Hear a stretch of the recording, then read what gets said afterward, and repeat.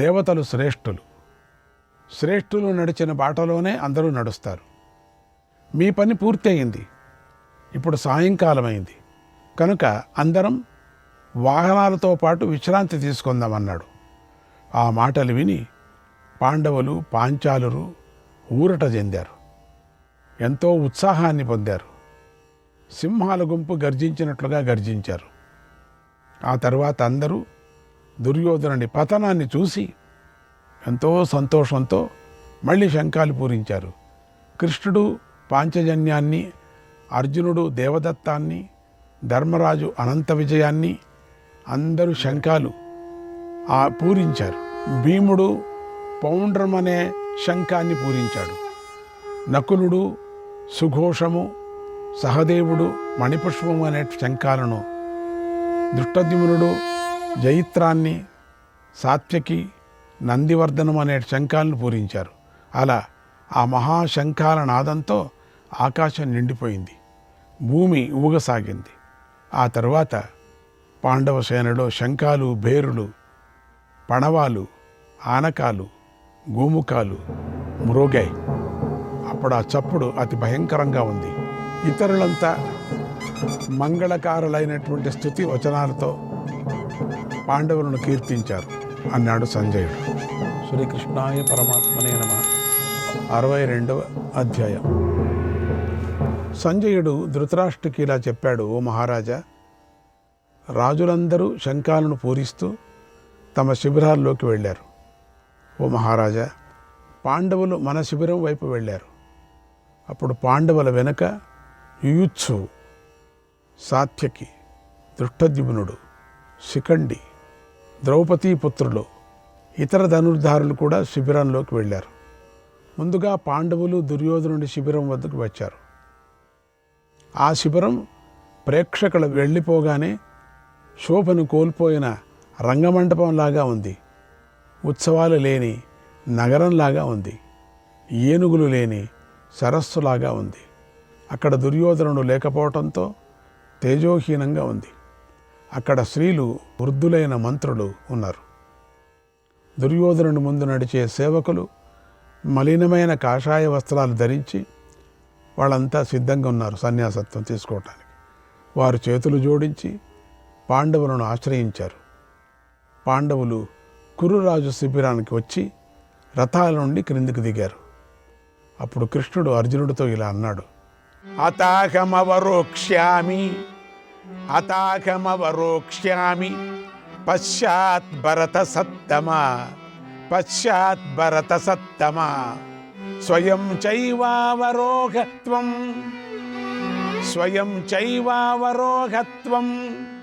ఏతశ్రేయస్తవానఘ. ఓ అర్జున, గాంధీవాన్ని, అక్షయాలైన ఈ అమ్ముల పొదలను క్రిందికి దించు. తర్వాత నువ్వు కూడా క్రిందికి దిగు. ఆ తరువాత నేను రథం నుండి క్రిందికి దిగుతాను. ఇది నీకు మేలు చేస్తుంది అన్నాడు. వెంటనే అర్జునుడు కృష్ణుడి ఆజ్ఞను పాటించి రథం దిగాడు. తర్వాత శ్రీకృష్ణుడు గుర్రాల పగ్గాలను వదిలి రథం మీద నుండి కిందికి దిగాడు. కపీరంతర్దదే దివ్యక ధ్వజో గాంధీవ ధన్వనఘ. అలా ప్రాణులకు ప్రభువైన శ్రీకృష్ణ పరమాత్మ రథం నుండి క్రిందికు దిగగానే అర్జునుడు దివ్యధ్వజం పైన గల వానరుడు కూడా వెంటనే అంతర్ధానం అయిపోయాడు. ద్రోణ కర్ణుల దివ్యాస్త్రాలతో అప్పుడే కాలిపోయిన ఆ మహారథం వెంటనే ఆశ్చర్యకరంగా భగ్గున మండిపోయింది.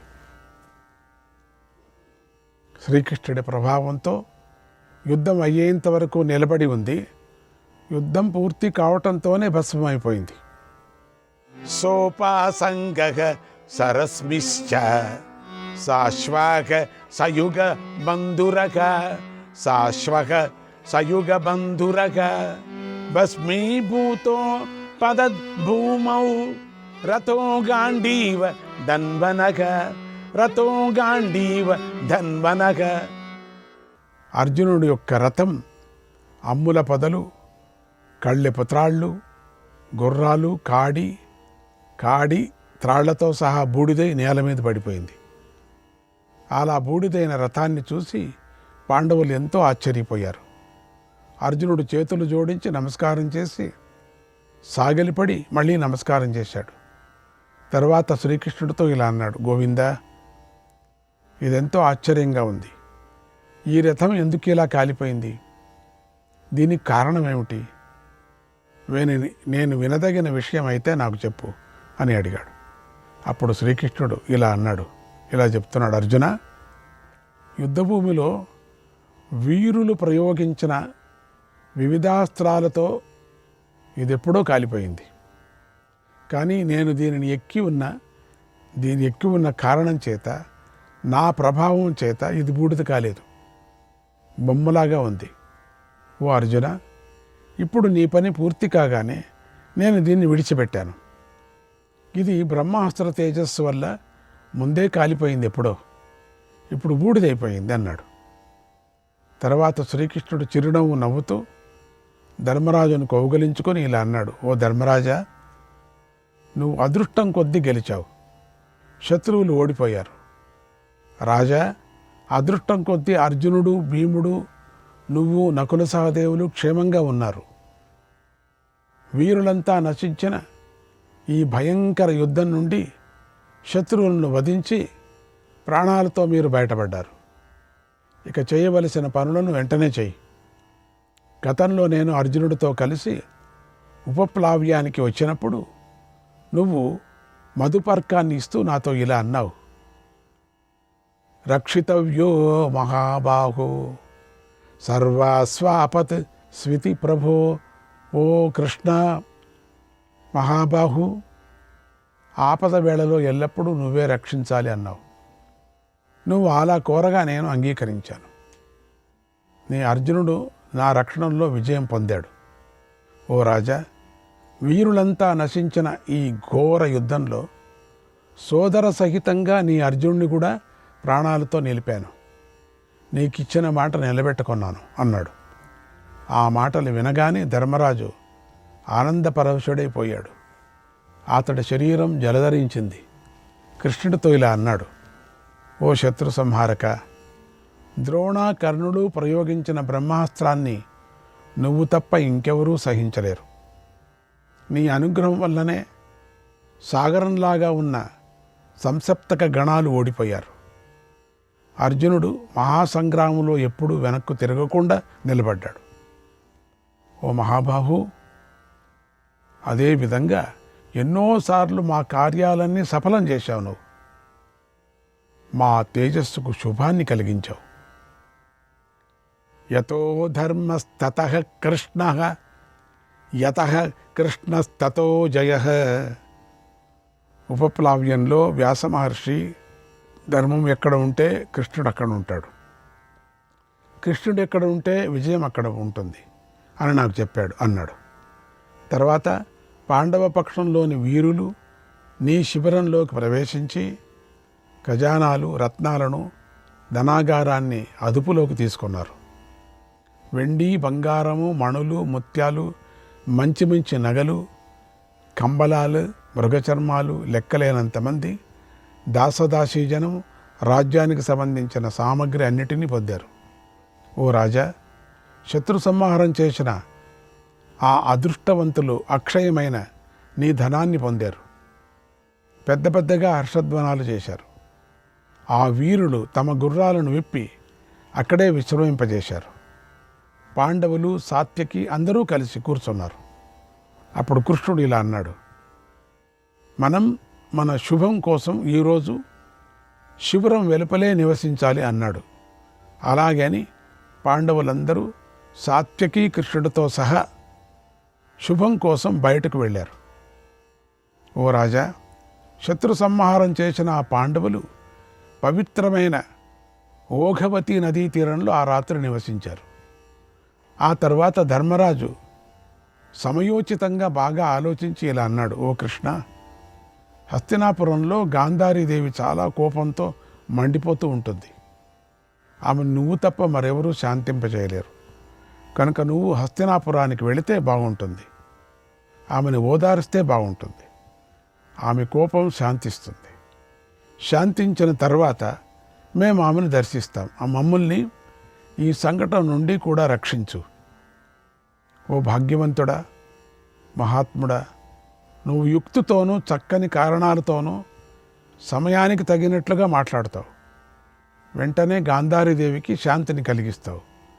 పైగా ఆ సమయంలో పితామహుడైన వ్యాస భగవానుడు కూడా అక్కడే ఉంటాడు. నా ఈ కోరికను నెరవేర్చు అని కోరాడు. కృష్ణుడు అంగీకరించాడు. తర్వాత పాండవులు కృష్ణుడిని హస్తినాపురానికి పంపించారు. కృష్ణుడు ధారకుడిని రథం ఎక్కించి తాను రథం ఎక్కి ధృతరాష్ట్రుడి వద్దకు బయలుదేరాడు. ఆ రథానికి శైబ్య, సుగ్రీవ, హయాలు కట్టబడి ఉన్నాయి, గుర్రాలు. దానిపై ఆయన ప్రయాణిస్తూ ఉండగా పాండవులు ఆయనతో మళ్ళీ ఇలా అన్నారు, ఓ కృష్ణ, ఆ గాంధారీదేవి పుత్రులను కోల్పోయింది, ఆ తల్లిని ఓదార్చు అని చెప్పారు. కృష్ణుడు పాండవుల ప్రార్థనను అర్థం చేసుకున్నాడు. వేగంగా ప్రయాణం చేసి గాంధారీదేవి వద్దకు వేగంగా చేరాడు అన్నాడు సంజయుడు. శ్రీకృష్ణాయ పరమాత్మనే నమః. 63వ అధ్యాయం. జనమేజయుడు వైశంపాయన మహర్షిని ఇలా అడిగాడు, ఓ మహర్షి, ధర్మరాజు కృష్ణుణ్ణి గాంధారి వద్దకు ఎందుకు పంపించాడు? అంతకుముందు కౌరవులతో సంధి కోసం కృష్ణుడు హస్తినాపురానికి వెళ్ళాడు. అప్పుడు ఆయన కోరిక తీరలేదు. అందువల్లనే యుద్ధం జరిగింది. ఘోర యుద్ధంలో యోధులందరూ మరణించారు. దుర్యోధనుడు మరణించాడు. ఇక భూమండలంలో ధర్మరాజుకు శత్రువులే లేరు. కౌరవులు శిబిరాలు ఖాళీ చేసి పారిపోయారు. ధర్మరాజుకు ఉత్తమ కీర్తి లభించింది. ఇక మళ్ళీ ధర్మరాజు కృష్ణుడిని ఎందుకు హస్తినాపురానికి పంపించాడు? అందుకు ఏమైనా కారణం ఉందా? స్వయంగా జనార్దనుడే వెళ్ళాడంటే అది ఏదో పెద్ద కారణం అని నాకు అనిపిస్తుంది. కనుక ఓ మహర్షి, నాకు ఈ విషయాన్ని యథాతథంగా చెప్పు. ఇలా ధర్మరాజు పని చేయటంలోనే ఆంతర్యం ఏమిటి అని అడిగాడు. అప్పుడు వైశంపాయన మహర్షి ఇలా చెప్పాడు, ఓ మహారాజా, నువ్వు అడిగిన ప్రశ్న బాగుంది, దానికి సమాధానం చెబుతున్నాను విను. భీముడు దుర్యోధనుణ్ణి గదాయుద్ధంలో నియమాలు అతిక్రమించి వధించాడు కదా. అందుకు ధర్మరాజుకు తీవ్రమైన భయం పట్టుకుంది. అందుచేత మహాభాగ తపోబలం కలదైనటువంటి గాంధారి కోపిస్తుందేమో అని ధర్మరాజు భావించాడు. గాంధారి తన ఘోర తపస్సుతో 3 లోకాలను దహించగల శక్తి గలది. అందుకే ధర్మరాజు గాంధారి గురించి బాగా ఆలోచించాడు. గాంధారి ముందుగా క్రోధంతో మండిపడే అవకాశం ఉందని గ్రహించాడు కూడా. ఆమెను శాంతింపచేయాలని అనుకున్నాడు. మనం ఇలా ఆమె పుత్రులను చంపినట్లుగా వింటే ఆమె కోపిస్తుంది, తన మనస్సులోని అగ్నితో మనల్ని కాల్చివేస్తుంది అని భావించాడు. యుద్ధంలో న్యాయంగా పోరాడే తన కుమారుడిని మోసంతో చంపారని విన్న తరువాత గాంధారి దుఃఖాన్ని ఎలా సహిస్తుంది? సహించలేదు కదా అని ఇలా అనేక విధాలుగా ఆలోచించి ధర్మరాజు భయపడ్డాడు, దుఃఖించాడు. కృష్ణుడితో ఇలా అన్నాడు, తవ ప్రసాదాద్ గోవింద, తవ ప్రసాదాద్ గోవింద, రాజ్యం నిహత కంటకం, రాజ్యం నిహత కంటకం, అప్రాప్యం మనసాపీదం, అప్రాప్యం మనసాపీదం, ప్రాప్తమస్మాభిరచ్యుత్, ప్రాప్తమస్మాభిరచ్యుత్. ఓ గోవింద, నీ అనుగ్రహం వల్లనే మా రాజ్యం శత్రువులు లేనిదయింది. ఓ అచ్యుత, మేము మనస్సులో ఊహించనిది కూడా మాకు లభించింది. ఓ యాదవ నందన, ఒళ్ళు జలధరించేలాగా జరిగిన ఈ యుద్ధంలో నువ్వు కూడా మహావినాశనాన్ని కల్పించావు. దాన్ని నేను చూశాను. గతంలో దేవాసుర సంగ్రామంలో రాక్షస సంహారం కోసం నువ్వు ఎంతో సహాయం చేశావు. అప్పుడు రాక్షసులు వధించబడ్డారు. అదేవిధంగా మాకు సహాయం చేశావు. నీ సారథ్యంతోనే మమ్మల్ని నిలబెట్టావు. ఈ మహాసంగ్రామంలో అర్జునుడికి నువ్వు దిక్కుగా నిలవకపోయినట్లయితే ఈ సేనా సముద్రాన్ని జయించడం సాధ్యమయ్యేది కాదు. కృష్ణ, మా కోసం నువ్వు ఎన్నో గదలు దెబ్బలు తిన్నావు. పరిగలు, శక్తులు, బిందిపాలు, తోమరాలు, గొడ్డాళ్ళ దెబ్బలు కూడా తిన్నావు. కఠినమైన మాటలు కూడా విన్నావు, భరించావు. రణభూమిలో వజ్రాయుధ స్పర్శ వంటి శస్త్రాల దెబ్బలు కూడా భరించావు. ఓ అచ్యుత, దుర్యోధనుడు పడిపోగానే నువ్వు తిన్న దెబ్బలన్నీ సఫలమైపోయాయి. కృష్ణ, నువ్వు ఇంతగా శ్రమపడి కష్టపడి మాకు అందించిన ఫలితం నశించకుండా ఉండేలాగా నువ్వు కాపాడు, ప్రయత్నించు. కృష్ణ, మేము గెలిచినా కూడా మా మనస్సు సందేహంతో ఉంది. ముందుకు మేమేమైపోతామో తెలీదు. ఎందుకంటే గాంధారీదేవి కోపం గురించి ఒక్కసారి ఆలోచించు. ఆ మహాభాగ నిత్యము తీవ్రమైన తపస్సు చేస్తూ కృషించిపోతూ ఉంది. పుత్రులు పౌత్రులు మరణించారని విని ఆమె తప్పకుండా మా మీద కోపించుంటుంది. మమ్మల్ని కాల్చివేయాలని చూస్తూ ఉంటుంది. అప్పుడు ఆమెను ఓదార్చటమే ప్రథమ కర్తవ్యంగా నేను భావిస్తున్నాను. పుత్రులు మరణించినందుకు ఆమె ఎంతో కోపంతో కన్నెర్ర చేసినప్పుడు ఆమెను నువ్వొక్కడివే చూడగలవు, ఇంకెవరూ చూడలేరు. ఓ మాధవ, కనుక ఆ గాంధారీదేవి నుండి మమ్మల్ని రక్షించు. కోపంతో మండిపడే గాంధారిని శాంతింపచేయటానికి నువ్వు ఇప్పుడు అక్కడికి వెళ్ళు. నాకిదే ఇష్టం. త్వం హి కర్తా వికర్తా చ, త్వం హి కర్తా వికర్తా చ, లోకానాం ప్రభవాప్యయః, లోకానాం ప్రభవాప్యయః, హేతుకారణ సంయుక్తైః, హేతుకారణ సంయుక్తైః, వాక్యైః కాలసమీరితైః, వాక్యైః కాలసమీరితైః. క్షిప్రమేవ మహాబాహో, క్షిప్రమేవ మహాబాహో, గాంధారీం శమయిష్యసి, గాంధారీం శమయిష్యసి. లోకాలకు నువ్వే కర్తవు, వికర్తవు, నువ్వే ఉత్పత్తి, ప్రళయం కూడా అయి ఉన్నావు. కనుక ఓ ప్రభు, నువ్వు యుక్తితో మంచి కారణంతో సమయానికి తగినట్లుగా మాట్లాడు. నువ్వే గాంధారికి శాంతిని కలిగిస్తావు. పితామహుడైన వ్యాస భగవానుడు కూడా అక్కడే ఉంటాడు. ఓ కృష్ణ, పాండవుల మేలు కోరి నువ్వే ఎలాగైనా గాంధారీదేవి యొక్క కోపాన్ని నువ్వు శాంతింపచేయి అని కోరాడు. ఆ మాట విని కృష్ణుడు ధర్మరాజు బాధను అర్థం చేసుకున్నాడు. వెంటనే దారుకుడిని పిలిపించాడు. రథాన్ని సిద్ధం చేయమని ఆజ్ఞాపించాడు. దారకుడు వెంటనే రథం సిద్ధమైందని కేశవుడికి చెప్పాడు. కృష్ణుడు ఆ రథాన్ని ఎక్కి త్వరగా హస్తినాపురానికి బయలుదేరాడు. వేగంగా హస్తినాపురానికి చేరి నగరంలోకి ప్రవేశించాడు. తన రథఘోషంతో నగరాన్ని ప్రతిధ్వనింపజేశాడు.